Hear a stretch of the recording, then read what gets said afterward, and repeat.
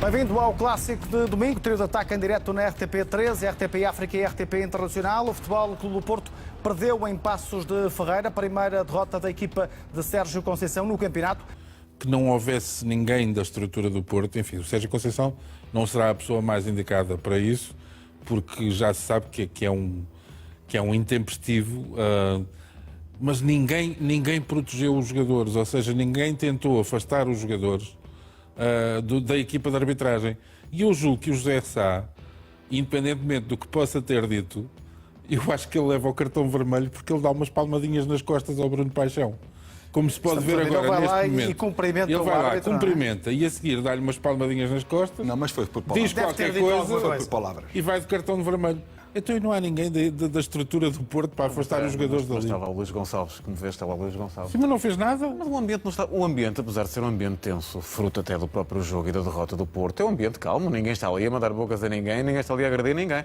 Bem, não há nenhum não episódio. mandar bocas, não sei. Não, mas, João, quer dizer, mas é Quer um dizer- ambiente perfeitamente normal num fim de jogo, onde as pessoas trocam palavras, naturalmente que as Sim, pessoas estavam contentes Miguel. e havia razões de queixa do ponto de vista do Porto. Mas não há nenhum. Achas mesmo? Não, do ponto de vista das pessoas que lá estão, percebe-se que há ali um ambiente de, enfim, de tentar dizer alguma coisa ao árbitro, protestar alguma coisa, mas de uma forma muito tranquila, muito civilizada, portanto não há nenhuma razão para nada. Há ali duas palmadinhas nas costas do Zé Sá no Pois, Bruno Paixão, que depois aparentemente terá dito algumas palavras, resta saber o quê. Também Bruno Paixão sabemos que muitas vezes ferve por muito pouco. O José Sá tem uma vantagem, é que não falou em espanhol de Certamente. certeza. E o José Sá não parece que tenha Não dito sabes, não leste o relatório do árbitro. nada de extraordinário. Agora terá sido porventura irónico. É daquele tipo de expressão, parece-me que terá dito qualquer coisa irónica. Discutem, não discutem. Eu pergunto, é uma ideia que fica no ar, não sei se querem aproveitar a ideia ou não sei se é boa, se é má, é a minha. Quando começa o jogo, quando as equipas entram em campo, está lá suplentes, ou está lá treinadores, ou está lá delegados, ou está lá dirigentes, ou está lá massagistas, ou está lá médico dentro do campo. Quando começa, não está. Quando acaba, também não deviam estar. Estão lá os jogadores, e estão lá os árbitros e não sei o quê. E depois querem falar com o árbitro, esperem cá fora, na linha onde tem que estar. E não entrar lá. Às vezes pode ser pior. Não interessa. Ao entrar lá, está sujeito a estas coisas e a estas confusões. Agora, eu sou da ideia de, começa o jogo assim, devia terminar o jogo assim também. Com a parte final do jogo, o Sérgio Conceição, do que vi, não cumprimentou o técnico do Paços Ferreira e depois dirigiu-se de forma efusiva a Bruno Paixão. Confirma que não foi Vocês estiveram expulso. atentos a isso, não estiveram atentos àquilo que foi o antijogo do Paços Ferreira? Mas eu estou-lhe a colocar esta, Mas isso é que é importante esta referir. última questão. Eu vi ou não cumprimentar o técnico do Paços Mas eu vou e ao mesmo tempo, complementar o quê? Não me lembro. Não... quando o João Henrique se dirigia ao Sérgio, o Sérgio recusou cumprimentá-lo. Daquilo que eu vi. Sim, sem dúvida, sem dúvida. E porquê, Sérgio? Porque acho que não é correto, não foi correto da parte dele, porque eu vi o que é que ele estava a transmitir para os jogadores dentro de campo. Que eu acho que foi uma vergonha, sinceramente. E nós fazemos parte dessa vergonha, atenção. Nós fizemos parte dessa vergonha. E eu sou parte importante nessa. O que é mau é aquilo que vimos hoje. Eu fico preocupado é com isto, com o árbitro, sinceramente, que me apetece dizer, e perdi uma expressão, que foi como aos artistas da pintura, aos artistas do futebol, aos artistas de arbitragem. Eu que sou assinante da Sport TV, eu em casa a ver um jogo destes, eu reclamava o meu dinheiro, sinceramente. Ok? Boa noite, obrigado. Porque não se pode dizer uma coisa na antevisão e depois do jogo, quando corre mal, dizemos outra. Antes, na antevisão, o Paços era uma equipa organizada, considerada pelo adversário, e neste momento já é uma equipa que só faz antijogo. Não foi muito diferente daquilo que fizemos noutros jogos. Eu vou dar aqui factos, porque são factos. O jogo com o Benfica, nós tivemos 48 minutos de tempo útil. O jogo com o Futebol Clube do Porto, tivemos 40 minutos de tempo útil. Não foi assim tão diferente. Portanto, nós temos que ser factuais. Não podemos dizer só as coisas na emoção. E se eu peço isso aos meus jogadores, curiosamente aos meus colegas, eu considero que eles são treinadores com grande qualidade. E eu percebo o momento da frustração, compreendo, mas nós fizemos apenas o nosso trabalho. Nós fizemos um extraordinário jogo em termos de solidariedade, de atitude, de competência, procurámos a baliza do adversário, fizemos um golo, fizemos uma primeira parte novamente fantástica relativamente àquilo que também podemos comparar com o Benfica, muito semelhante, e depois soubemos sofrer. Soubemos sofrer. Tivemos algumas situações em que tivemos a sorte do jogo, a ineficácia do adversário, mas também não é aqui falado uma grande penalidade que não existiu. Foi marcada contra o Passos. Curiosamente, isso parece que é um facto consumado com uma grande penalidade, e foi uma grande penalidade. Isso não foi falado. Felizmente, porque nós preparamos os jogos, sabíamos exatamente quando é que o Brahim ia bater a bola e fomos felizes novamente. Conseguimos, porque não foi o Brahim que falhou, foi uma grande defesa do Mário Felgueiras. E estes são os factos. E nós temos que ser realistas relativamente àquilo que aconteceu. São 3 pontos conquistados por uma equipa que foi fantástica, que vale apenas isso. Não é por ser contra o Futebol do Porto, obviamente ficamos felizes. João Henriques, João Pedro Silva em direto para a RTP3, para o programa Trio de Ataque. Recuando ao que disse, mesmo assim não acha que é uma acusação grave de um colega de profissão seu quando disse aqui há minutos que o João Henriques terá dado instruções aos seus jogadores para fazer antijogo na parte final do jogo? Foi por isso que o Porto perdeu, porque esteve atento àquilo que o João Henrique estava a dizer aos jogadores, provavelmente.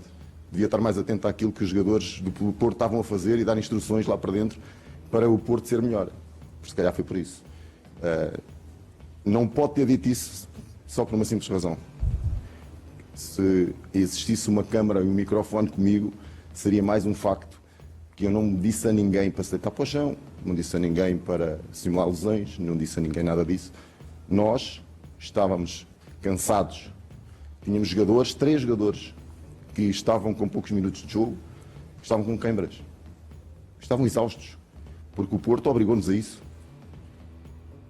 E dizer o que disse acerca do Passos, mas fica na consciência do Sérgio. Como eu disse há bocado, respeito a frustração, mas eu, na posição do Sérgio, eu quando perco, independentemente do clube onde estou, posso não cumprimentar de imediato o adversário por causa dessa mesma frustração, mas depois de acalmar, vou cumprimentar o adversário porque é um jogo. É um jogo das equipas ditas mais pequenas, porque quando perdem por 5-0 são as piores equipas do mundo, porque já se suspeita com alguma coisa. Quando dificultam, é porque fazem antijogo. É que nunca há um mérito para dar a estas equipas. Não é só o Passos Ferreira que faz isto, há outras equipas que são competentes nestes momentos. Estes pontos, e as pessoas devem ficar contentes, felizes, por haver este tipo de jogos onde os grandes vão perdendo pontos. O campeonato devia ser mais competitivo, para o nosso futebol melhorar. Depois andamos a chorar porque não somos competentes ao nível da Liga dos Campeões, porque as outras equipas têm orçamentos muito superiores. Então e o Passos relativamente ao Porto? Sérgio, não, é muito rápido. Sim. Sérgio Conceição, quando treinou a Académica ou Vitória de Guimarães, e estava a entrar nos últimos minutos e em situação de vantagem, se calhar também não punha propriamente os seus jogadores a acelerar a fundo, pelo contrário. Acabou a paródia que tem sido instalada neste país à conta do Benfica. No final do jogo com o Aves, Luís Filipe Vieira foi à sala de imprensa anunciar que a partir desta segunda-feira o Benfica vai reagir contra todos os que andam a manchar o nome do clube. A partir de segunda-feira, o Benfica tem um gabinete de crise montado para responder a todos estes ataques, desde onde eles vierem. É inconcebível o que fizeram à marca do Benfica. E aos benfiquistas, definitivamente, unam-se à volta do Benfica e aqueles que estão a fazer o jogo dos nossos adversários tenham vergonha. Vieira disparou para dentro e para fora do Benfica. O presidente encarnado considera que, com o caso Etopeira, foi feito um ataque sem precedentes ao Clube da Luz e por isso espera que a justiça haja com independência. Eu não posso pensar que alguma vez na justiça possa haver clubite. Nunca poderei pensar nisto. Por isso, quem nos fez mal está suficientemente bem identificado. Aqueles que mancharam têm que ser severamente castigados. Contamos com a justiça, acreditamos na justiça, mas a clubite não. E alguns comentários que temos ouvido entristecem-nos bastante. A partir deste momento, tudo e quem quer que seja que ponha em causa novamente o nome do Sport Lisboa e Benfica, iremos agir criminalmente, seja como for, seja contra administradores, seja contra jornalistas, seja contra a marca de quem quer que seja, não iremos perdoar a ninguém. Luís Filipe Vieira pede igualdade de tratamento e que quem fez denúncias ou fez mal ao Benfica seja também devidamente investigado pela Justiça. Para o dirigente encarnado, na gênese de todos os ataques está apenas um motivo. O Benfica hoje presta muita inveja, é um clube super invejado em Portugal. É o único clube que tem futuro. é o único clube que tem projetos em todas as vertentes. Projetos tanto na área desportiva, como na área do ecletismo do Benfica, como em todas as áreas das infraestruturas. Luís Filipe Vieira terminou a pedir a união dos benfiquistas neste momento de crise e anunciou que vai desmascarar todos aqueles benfiquistas que estão a fazer o jogo do adversário. Declarações exaltadas, pode-se dizer, de Luís Filipe Vieira. João Goberna, chegaram no tempo certo ou parece com algum atraso estas declarações e esta reação de Luís Filipe Vieira? Eu preferia chamar-lhe uma reação enérgica. Acho que há algumas coisas que foram ditas tinham mesmo que ser ditas. Acho que está na altura de parar com aquilo que também me parece, a determinados níveis, foi um ataque sem precedentes. Está na altura de em algum sentido, contra-atacar, mas contra-atacar a sério, contra-atacar inclusivamente com exposição pública daquilo que o Benfica pretende fazer àqueles que, de acordo com o presidente do clube e o presidente da SAD, caluniaram e mancharam a marca Benfica. Eu há muitos meses, ou há alguns meses, que ouço falar em processos contra as pessoas que verbalizaram aquilo que foi um ataque ao Sport Lisboa e Benfica. E gostava de ver isso no concreto. Gostava que se passasse ao concreto. Relativamente ao gabinete de crise, assim chamado, que funcionará a partir da manhã, estou à vontade para dizer isto, porque já o disse noutros fóruns, só peca por tardio. Peca por tardio e por uma questão que me parece que foi um erro de avaliação da estrutura do Sport Lisboa e Benfica relativamente ao impacto público. Não estou a dizer nem à verdade, mais uma vez, não vou entrar no conteúdo dos e-mails, mas posso perceber que todo este epifenómeno que se gerou em torno dos e-mails inevitavelmente ia deixar marcas na opinião pública. Eu tive na sequência desta operação Etopeira, recebi olha lá está, não foi um mail, mas foi um SMS de um grande amigo meu, talvez o meu amigo com mais tempo de amizade, somos amigos há 50 anos, dizendo ele, isto agora começa a ser demais e já me incomoda um bocadinho. Eu acho que incomoda os benfiquistas todos. Acho que a única coisa que podemos pedir, exigir, reclamar é, mais uma vez, celeridade na justiça e que se leve a investigação até ao fim, independentemente das consequências que houver. Agora, viver permanentemente sob uma mancha de suspeita, que a meu ver até pode ser completamente infundada, mas para muita gente não é. E para muita gente a sombra da dúvida existe. E se a sombra da dúvida existe, é preciso esclarecer, e é preciso ver, e é preciso olhar, e é preciso, nos casos em que se conclua que houve má-fé, que houve conspiração, que houve uma campanha anti-benfiquista, é preciso denunciar isso e denunciar as pessoas, chamá-las pelos nomes, responsabilizá-las civil e criminalmente se for caso disso. Agora, não podemos ter dois pesos e duas medidas. Aquilo que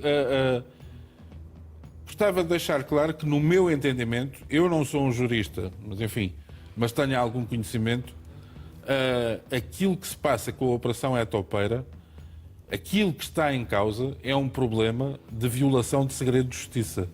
Não tem a ver com viciação de resultados desportivos, não há nenhum indício, mais uma vez, de nenhum jogo, de nenhuma atitude, de nenhum, de nenhuma tentativa por parte do Benfica de viciar seja o que for. O acesso aos processos em causa é a ter existido uma violação do segredo de justiça. Confundir isso com corrupção desportiva é, mais uma vez, misturar as coisas. Ver como eu vi ao longo desta semana, sistematicamente, os títulos a dizerem Benfica roubava, Benfica sabia, Benfica... Não confundamos pessoas que são, nesta circunstância, como aconteceu ao longo de 114 anos, funcionários do Benfica com a instituição Benfica. Isso é a pior coisa que se pode fazer. Violações do segredo de justiça associadas ao futebol. Todos nós temos memória de um presidente de um clube que, através de uma violação de segredo de justiça, fosse ela voluntária ou fosse ela comprada, conseguiu não estar em Portugal quando havia um mandato de captura contra ele. Estava em Espanha. Mas nessa altura não me lembro... Presidente do Porto. Estou a falar do Presidente do Porto, Jorge Nuno Pinto da Costa, que estava em Espanha no pico do apito dourado. Nessa altura não me lembro de ninguém ter falado em violação de segredo de justiça. Desde que se soube da Operação Etopeira, todos os dias, sistematicamente todos os dias, e em alguns jornais, há novas notícias, há desenvolvimentos, há aprofundamentos sobre o caso Etopeira. Quem é que fornece as pistas? Fontes da Judiciária, fontes policiais. Então o processo não está em segredo de justiça? Então quem publica Mas, apesar de essas tudo, notícias... não é diferente de uma violação do segredo de justiça para publicação de notícias ou uma violação do segredo de justiça para tentar obter informação privilegiada? Não é a acusação que neste Podemos, com momento é feita? certeza, valorá-la de uma maneira diferente. Eu não estou com isto a defender, a confirmar-se, não estou com isto a defender quem tentou ter acesso ilícito aos processos que diziam respeito, aparentemente, não só do Sport Lisboa e Benfica, como do Sporting Clube de Portugal e do Futebol Clube do Porto. Agora, violação de segredo de justiça? E isto neste país em que toda a gente tem fontes anónimas, não anónimas, identificadas, não identificadas, policiais. Há uma coisa absolutamente extraordinária, Manel. No dia em que Paulo Gonçalves é detido, havia jornalistas, pelo menos um canal de televisão e 2 jornais, uma hora antes de chegarem os agentes para levar Paulo Gonçalves, já estavam à porta de casa dele. De onde é que vem esta informação? E isso não é fuga de segredo de justiça? Não é violação de segredo de justiça? Pergunto eu, quando um canal de televisão, e devo dizer que não é RTP, que é para estarmos todos mais à vontade, quando um canal de televisão diz que na audiência de Paulo Gonçalves remeteu-se ao silêncio, o Ministério Público pediu a prisão preventiva de Paulo Gonçalves e a SAD do Benfica corre sérios riscos de ser constituída arguida, de onde é que vem esta informação? Isto é dito enquanto decorre a audiência de Paulo Gonçalves. Pergunto eu, ou digo eu, não terá sido nem o Dr. Paulo Gonçalves, nem ninguém ligado, neste caso, à sua defesa, a transbordar esta informação cá para fora. Portanto, se não foi deste lado, foi do outro. E se foi do outro, pergunto, então isto não é violação de segredo de justiça? É que são todos os dias. Mais do que isso, da mesma forma que sempre me fez muita confusão, que por causa de um pormenor técnico, houve pessoas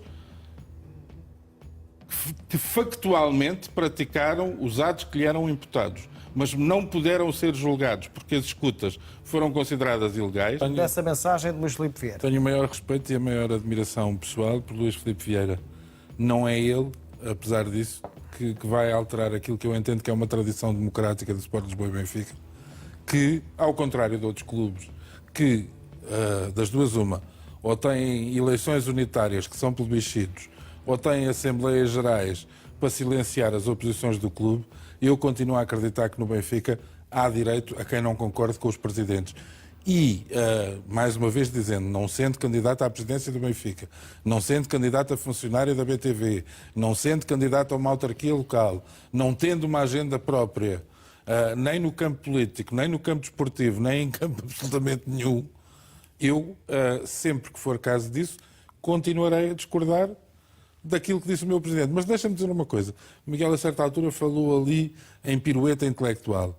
Para mim, não há, na história do desporto português, maior pirueta intelectual do que aquela de determinados, se calhar muitos, reconheço, adeptos de um clube que sabem eu vou sublinhar o verbo, sabem da culpabilidade do respectivo presidente há não sei quantos anos e continuam a plebiscitar a sua reeleição. Porquê? Porque ele lhes dá triunfos desportivos. À conta de quê? Algumas vezes, ninguém sabe muito bem, à conta do mérito das equipas, muitas vezes, com certeza.